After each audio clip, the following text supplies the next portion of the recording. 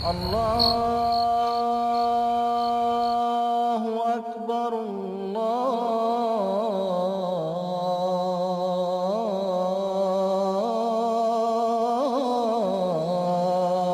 أكبر.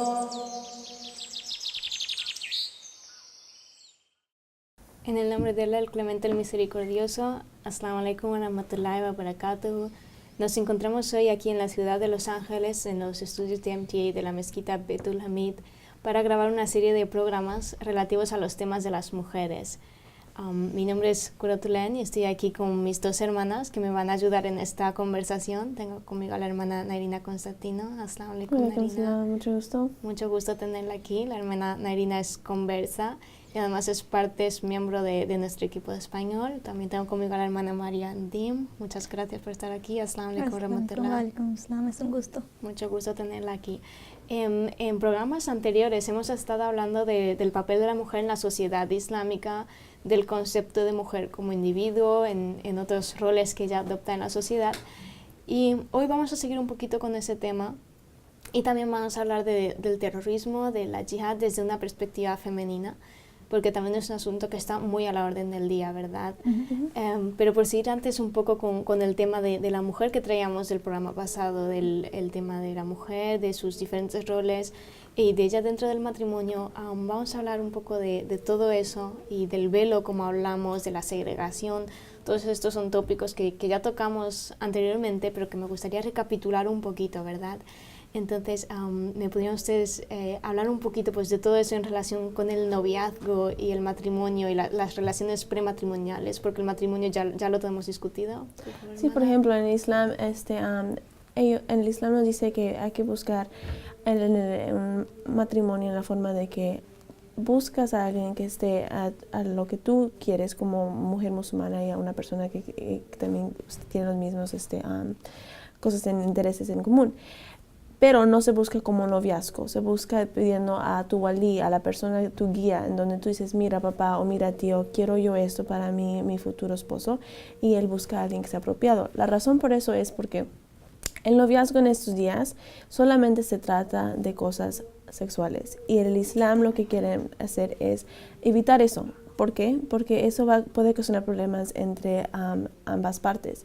Si hay una relación así en el noviazgo donde todo es libre y no hay consecuencias, entonces faltas de respeto a tu cuerpo, porque tu cuerpo primero no debe ser tratado como en esa forma, y aparte pues ocasiona problemas donde la mujer puede embarazarse y luego hombre no hacerse responsable, y luego es mucho más problema. Entonces, ¿por qué no evitar ese problema y buscar un marido o una mujer en la manera más apropiada? Claro, verdaderamente tiene muchísima razón mi hermana, pero lo que se nos dice constantemente es que se presenta el Islam como una religión, pues que las mujeres tenemos que llevar el velo, se nos segrega. Ahora hablamos del noviazgo y se nos dice que pues es lo que no se nos está permitido tener relaciones antes. La pregunta que todo el mundo es, bueno, entonces, ¿cómo os conocéis? ¿Cómo conoces a la otra persona? Por ejemplo, sí. Aquí decir una mujer dice, yo quiero un hombre que rece 5 veces al día, que sea buen hombre, que dé dinero a la gente pobre. Tu walí, tu persona, tu guía va a buscar a alguien que tenga sus intereses.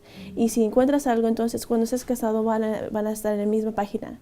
Si no encuentras algo que te interesa y tienen intereses diferentes, eso va a ocasionar problemas. Y tú puedes conocer a ese marido en una cita donde tus papás o tu walí estén viendo de lejos, porque hay un dicho en donde cuando hay más de 2 personas, la tercera persona es el diablo, ¿verdad? Entonces, ¿por qué dejar que algo malo pase?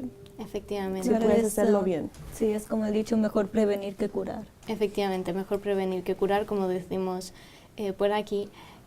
Pero en ese caso, en ese noviazgo concertado por nuestros padres o nuestro guía o nuestro responsable, nosotros podemos conocer a esa persona en concreto, más allá de decir, pues quiero una persona que sea buena, que rece, etcétera, etcétera. Podemos conocernos una vez antes de sí, correcto. Nada más tú vas a decirle a tu valía, a tu papá, a quien sea, sabes, quiero que sea una cita donde pueda hablar con la persona que va a ser mi esposo, y puedes hacer esa cita y va a estar esa persona, tu valía, ahí para estar supervisando que todo esté bien, que no pase nada malo.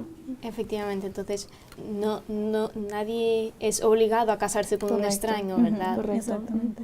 Y dentro de de ese ámbito, ¿la mujer tiene derecho a decidir sobre esa pareja? Una Sí. vez que se conoce, si no le gusta, ¿qué?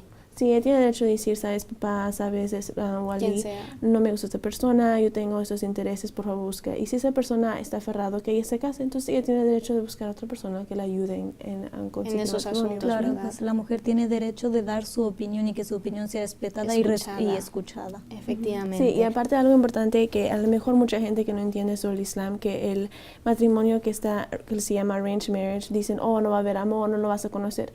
Pero algo que yo he aprendido en el Islam es que cuando te casas y a lo mejor no conoces a tu esposo como un noviazgo normal, pero si haces los deberes que debe ser una esposa y los deberes que debe ser un esposo, poco a poco el amor va a crecer. Efectivamente. Pero va a crecer de una manera pura. Gradual, claro. En vez de algo que es impuro o nada más por algo nada más físico. Efectivamente, entonces, en verdad es una forma más de proteger a la mujer, ¿verdad? Correcto. Y de darle estabilidad y seguridad cuando llegue su momento, ¿verdad? Correcto. En relación también con todos estos temas de proteger a la mujer y de guardarla, se habla mucho del tema de la segregación, que ya lo hemos hablado antes, porque nos sentamos en sitios diferentes, porque hacemos cosas diferentes y porque nos cubrimos, está todo muy relacionado, pero hay por ejemplo, a la hora de salir a la calle, ¿por qué no podemos ir a determinados espacios? ¿Por qué no podemos ir a la playa, por ejemplo, a una piscina? Efectivamente, porque de otra forma lo que haces es exponer tu cuerpo, ¿verdad? Claro. Y aparte no nada más, sí, exponer tu cuerpo, Islam dice que no. Pero hasta mismo, Allah nos dijo por algo, cubrirte el cuerpo en la playa, el sol te puede dar cáncer. O sea, hay más que una razón. Allah sabía que si te expones, no nada más es físicamente, espiritualmente, pero también con cosas como el cáncer que te pueden dar. Sí, Efectivamente. puedes ir a esos lugares, pero siempre con unas limitaciones que te protegen a ti misma. Efectivamente, ¿no? Como decíamos antes en programas anteriores, el Islam es una religión muy lógica y todos sus mandamientos están de acuerdo a la naturaleza humana Y a la razón. y a las condiciones que nos rodean, ¿no? Como hablabas del factor solar, del factor de exponer tu cuerpo y otras cuestiones que van unidas. Entonces, ¿se nos está prohibido ir a algún sitio? No. No está prohibido, pero como hemos dicho antes, hay que tener unas limitaciones que te protejan. Efectivamente, esas limitaciones son para nosotras mismas, ¿verdad? Muy bien, muchas gracias. Vamos a hacer un salto a otro tema. También lo vamos a seguir enfocando a nuestro campo. Vamos a hablar de las mujeres. Vamos a hablar del terrorismo, que está muy a la orden del día actualmente. Lo vemos constantemente en la televisión y se presenta como parte del Islam, se presenta erróneamente, ¿verdad? ¿Me podrían, por ir empezando a tocar el tema, qué significa yihad o cómo lo entendéis vosotras desde una perspectiva de mujer musulmana? ¿Tiene algo que ver con lo que sale en la tele? No, lo que están haciendo, están interpretando el Islam a su manera. El yihad, por ejemplo, el yihad de la pluma es simplemente dar el mensaje a otros. Okay. No es atacar a gente que no sea como tú o que no recen como tú, eso no, porque entonces no estás enseñando el mensaje, estás enseñando lo opuesto. Esa es una manera de hacerlo, ¿okay? Y la otra es de la espada, pero eso es algo muy específicamente cuando lo puedes hacer, es cuando estás atacando a ti, pero no porque te dicen, oh, eres musulmán o esto, no. Hay ciertas reglas y la gente que está haciendo lo contrario están tomando eso y cambiándolo a su modo. Pues yihad significa esforzarse, hacer buenas obras y en base a aquellas buenas obras tú enseñas a los demás el mensaje. Efectivamente, ¿no? Por aclarar un poco el concepto, la palabra yihad significa esfuerzo, esforzarte en un camino. Y el Islam cuando habla de yihad habla de esforzarte en las buenas obras. Correcto. Y lo que pasa con todo lo que vemos, pues que está surgiendo hoy en día, no tiene nada que ver con el Islam, Correcto, ¿verdad? sí. Correcto. Yihad es una manera, es un esfuerzo, es como un examen para que tú puedas seguir pasando cada meta que Dios está dando para que estés mejor. Entonces eso es, Dios te dice, da el mensaje, tú debes de dar el mensaje, una manera de paz, no es gritando o diciendo Claro, cosas no malas. está nada relacionado con la violencia. Eso es, a ese punto de la violencia quería llegar. ¿Hay algún tipo de violencia permitida dentro del Islam? ¿Algún tipo de violencia por la violencia? No, ya no hablamos de autodefensa, sino simplemente, ¿está la violencia en algún sentido contemplada en el Islam? No. No. Islam es paz. El Islam hecho, es la paz. palabra Islam es paz. Es paz, significa. O sea, no hay algo más claro que eso. Efectivamente, ¿no? Usted se coge un diccionario de árabe, Islam significa paz y Correcto. sumisión, ¿verdad? Claro. Efectivamente, y además en el Sagrado Corán Dios nos dice en el capítulo 5, Dios dice, quien matara a una persona sería como si hubiese matado a toda la humanidad. Correcto. Con lo cual cada vida humana tiene el valor de toda la humanidad, tiene un Sí. valor global. Sí. Y Sí, eso va para todos, no para un musulmán, como dijiste. efectivamente, efectivamente.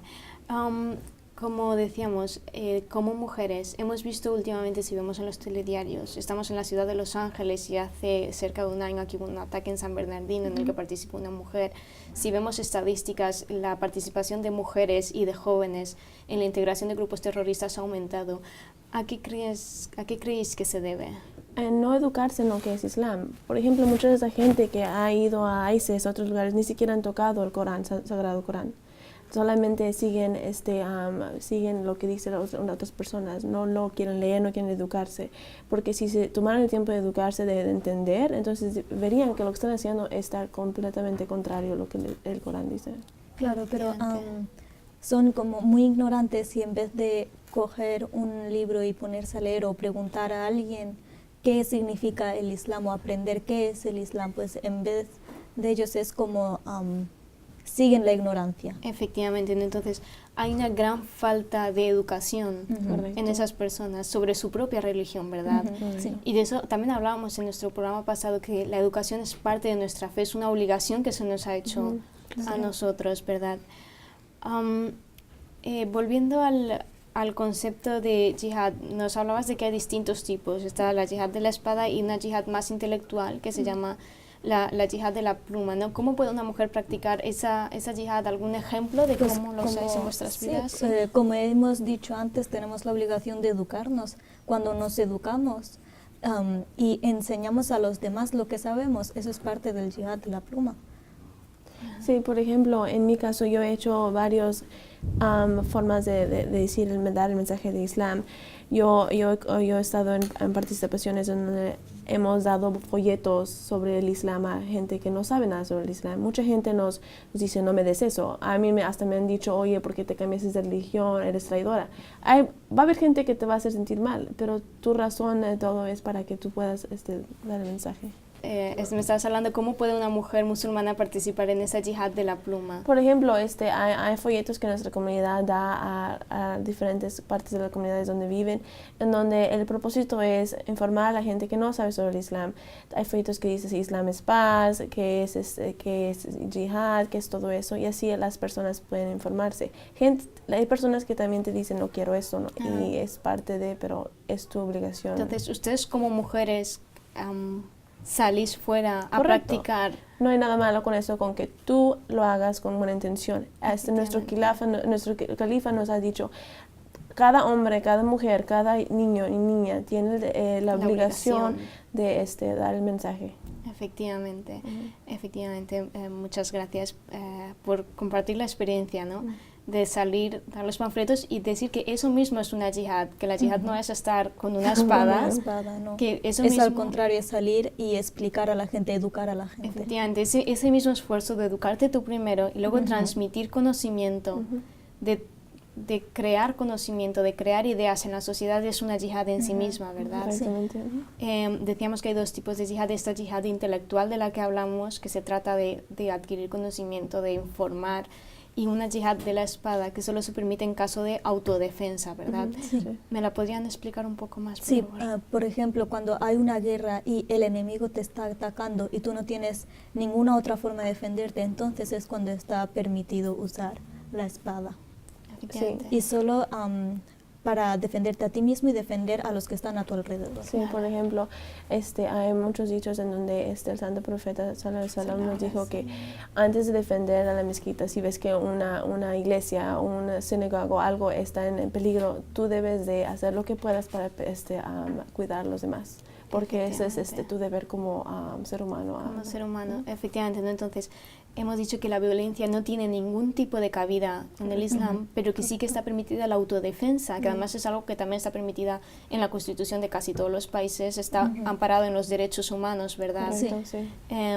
Además, como muy bien decías, la yihad de la espada, cuando es necesario en caso de autodefensa, no es solo para los musulmanes, es para defender a los débiles. Sí, para defender a todos, porque todos tienen el mismo Efectivamente. derecho de vivir, ser humanos. Claro. Efectivamente, no es solo para nosotros o contra los demás. No. En ese sentido hay un versículo muy bonito del Sagrado Corán, está en el capítulo 22, y dice: si Dios no hubiera permitido a los hombres defenderse contra la actuación injusta de los demás, ciertamente habrían destruido monasterios e iglesias, sinagogas y mezquitas. Correcto. Entonces, Correcto. Dios mismo nos dice que tenemos que defender a los monasterios, a las iglesias, a las sinagogas Sí, y a tenemos las que- mezquitas, sí. ¿verdad? Sí. Sí, defendemos a los que están a nuestro alrededor, sean o no sean de nuestra religión, pero los defendemos. Efectivamente. Por eso es que las personas que están en ISIS y todo eso, si no leen cosas así como lo que dice en el Corán, entonces no entienden en realidad, porque ellos dicen que, si no eres musulmana, que a dañar a la gente, pero el mismo Sagrado Corán está diciendo que no lo hagas. Claro. Efectivamente.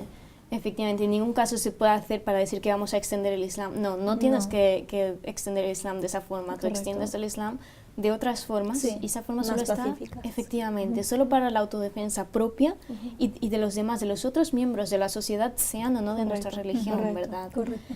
Y hemos hablado de esta yihad de la espada que hemos dicho que está en ese versículo para defender a monasterios, a iglesias, a sinagogas y a mezquitas. La otra yihad, la yihad que hemos dicho que es más intelectual, ¿tiene alguna base en nuestras enseñanzas? Claro, por ejemplo, se puede ver que los primeros versículos que fueron revelados del Corán, pues nos enseñan eso, a que Dios enseña con la pluma. Efectivamente, ¿no? Y siempre toda nuestra enseñanza ha ido encaminada hacia métodos pacíficos, ¿verdad? Correcto, sí, sí. Nos dice siempre, obviamente, que tienes que rezar, hasta gente que a lo mejor no quiere captar el mensaje, no es tu responsabilidad cambiar sus mentes o sus corazones, solamente esas personas pueden hacerlo. Entonces no hay excusa en absoluto que tú agarres una espada o una arma para querer cambiar a la religión de alguien. Claro. Efectivamente, ¿no? Como decías, los primeros versículos revelados del Corán decían en el capítulo 96, pero son los primeros revelados, decían: recita en el nombre de tu Señor que creó al hombre de un coágulo de sangre, recita, pues tu Señor es el más noble, quien enseñó con la pluma. O sea, la Claro. forma de enseñar de Dios, nos dice el Sagrado Corán, es con la pluma, Claro. no con la espada, no con la violencia. Claro, y lo dice muy claramente. Efectivamente, ¿no? Lo expresa muy claramente, sí. Efectivamente, recita en el nombre de tu Señor que enseñó con la pluma. Es Y un también con mensaje- algo no hay compulsión en religión. Efectivamente, ¿no? También el Sagrado Corán dice esa frase: no hay ningún tipo de compulsión en la religión, no podemos imponernos sobre nadie, ¿verdad? Y todo esto cuando vemos, dejando un poco de lado el terrorismo como tal, vemos también que se habla mucho de la libertad de expresión. En algunos casos ha sido atacada la libertad de expresión de los musulmanes, ¿no? Por ejemplo, con el caso de las viñetas que se publicaron hace algunos años y otros temas. ¿Qué opina el Islam de todo eso? De la libertad de expresión, la libertad de conciencia. La libertad de expresión viene con una responsabilidad muy grande. Efectivamente. Puedes dar tu opinión, pero no puedes causar desorden. Ujú. Tienes que seguir la ley de donde vives y tienes que seguir tus enseñanzas del Islam. No puedes causar desorden, ese es el punto. Efectivamente, ¿no? Y donde pues las libertades de los demás llegan hasta la de uno, hasta donde acaba la del otro, ¿verdad? Correcto. O sea, todos Sí. tenemos unos derechos, pero nuestros derechos no pueden pisar los derechos Claro. de los demás o la dignidad de los Claro. demás, ¿verdad? Y una mujer, vosotras como mujeres musulmanas, ¿os sentís libres para expresaros? Sí, tenemos ese derecho y no debemos sentirnos menos para no expresar, pero como dije, eso va para hombre y mujer. Tenemos que ser responsables en cómo nos expresamos, porque esa es nuestra... Efectivamente, porque las palabras tienen un gran peso, ¿verdad? Claro, las palabras también pueden hacer daño. Efectivamente, Entonces, no es se una las- responsabilidad también. Efectivamente, ¿no? Siempre se prefiere, el Islam siempre prefiere al silencio antes que a una palabra mala, Sí, ¿verdad? correcto, sí. Entonces, si tenemos libertad de expresión, Claro que por sí. supuesto que sí, pero no podemos usar esa libertad, ese derecho que tenemos a hablar para dañar a los Para otros. herir a Correcto. otros, Porque exacto. entonces seríamos igual que los demás. Claro. Efectivamente, efectivamente. Y de lo que se trata todo esto es de crear armonía en nuestra Armonía, sociedad, claro. ¿verdad? Entonces, recapitulando un poco, hemos dicho que el Islam rechaza cualquier tipo de violencia y que nos nos enseña que si en algún momento tenemos que usar alguna fuerza, que sea para defendernos a nosotros mismos y a los más débiles, y en cualquier caso nos habla de una yihad intelectual, ¿verdad? Una yihad de la pluma para alcanzar cuales quieran, orden, claro. efectivamente. La cuestión es, ¿qué forma de Estado permite el Islam? ¿Qué forma de gobierno se contempla en el Islam? Porque los grupos terroristas, muchos grupos terroristas dicen, estamos haciendo esto porque queremos imponer un khilafat nuestro en todo el mundo. No, eso está mal. Nosotros lo que es, el Islam lo que enseña es que la mezquita y el Estado deben de estar separados, deben de ser instituciones separadas. Sí, por ejemplo, hay algo que se llama en Islam, que se llama Sharia Law, y que son solamente guías en cómo puedes ser mejor persona. Nada en el Islam te dice tienes que hacer tu país un lugar musulmán, tienes que cambiar las reglas. No, al contrario, te dice sigue las reglas de tu país y vive la religión como tú debes de ser, pero no pases la línea de no respetar a tu país. Efectivamente. Entonces, ¿hay alguna forma, algún sitio, algún mandamiento en el que se una la mezquita, la religión con el Estado o se imponga? No, no se une. No se une No nunca, se une. ¿verdad? Debe de ser separado porque Debe de ser. son dos cosas separadas. Claro. Y Efectivamente. primero siempre hay que obedecer las leyes del país donde vives. Efectivamente, ¿no?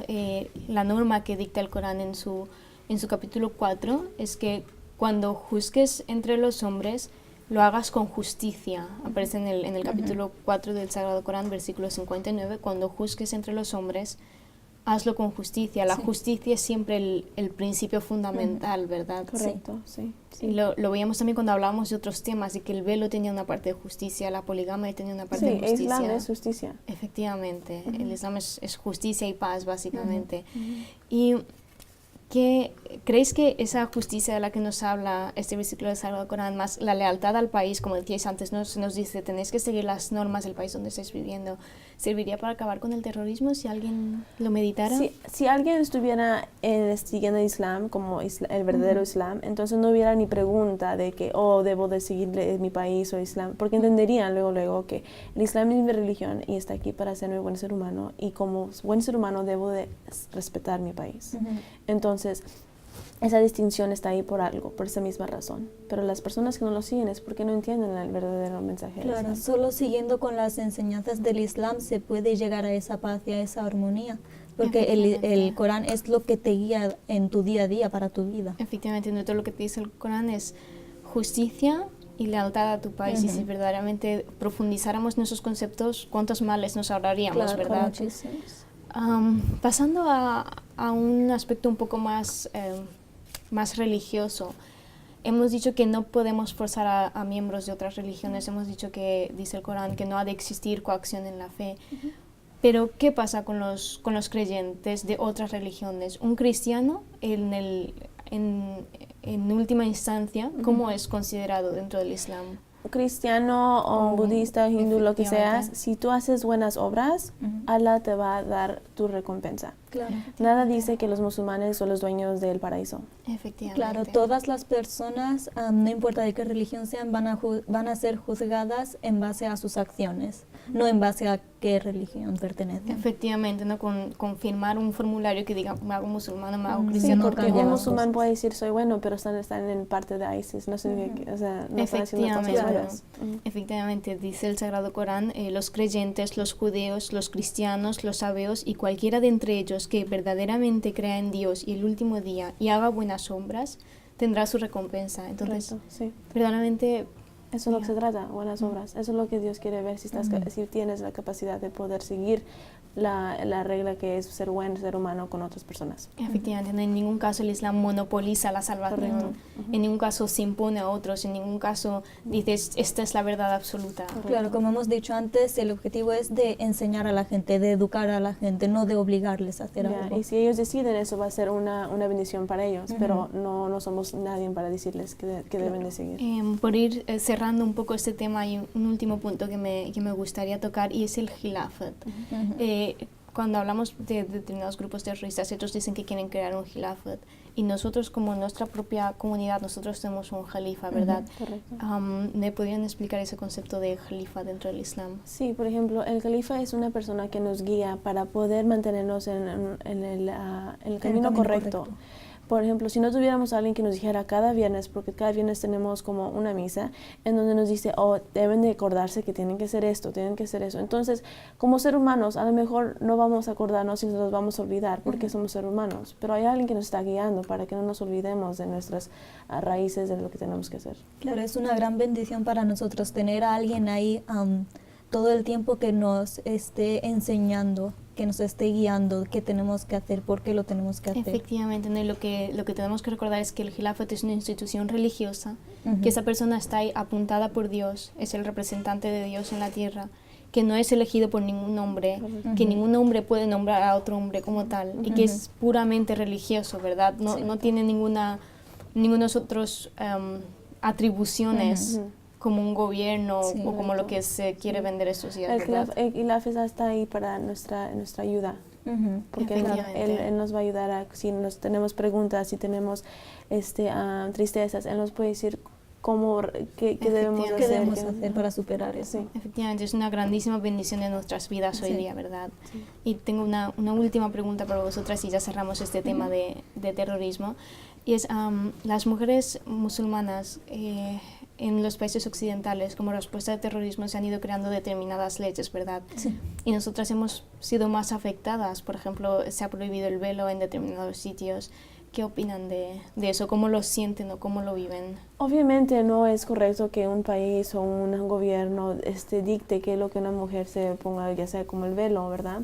Pero tampoco tenemos que hacer caos y decir cómo es posible. O sea, ellos también están haciendo mal. Y entonces Allah va a ver que está haciendo mal. Y en cierto sentido. Efectivamente. ¿Quieres añadir algo? Vale. Simplemente, no, pues eso mismo que el Islam frente a esas prohibiciones nos dice que seamos leales a nuestro país, que hagamos cuanto podamos y si no, siempre tenemos la opción de emigrar o de usar la yihad de la pluma, que es nuestro concepto de hoy, y educarnos y educar a los otros, ¿verdad? Sí, correcto. Muchísimas gracias por haber estado hoy conmigo, hermanas, por haber discutido este tema. Para cualquier otra cuestión, nuestros telespectadores nos pueden visitar en nuestra página web islamespaz.org.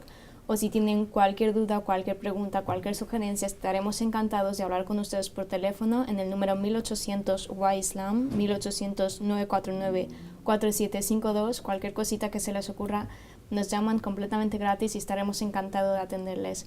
Muchísimas gracias. Hasta muy pronto. Assalamu alaikum warahmatullahi wabarakatuh.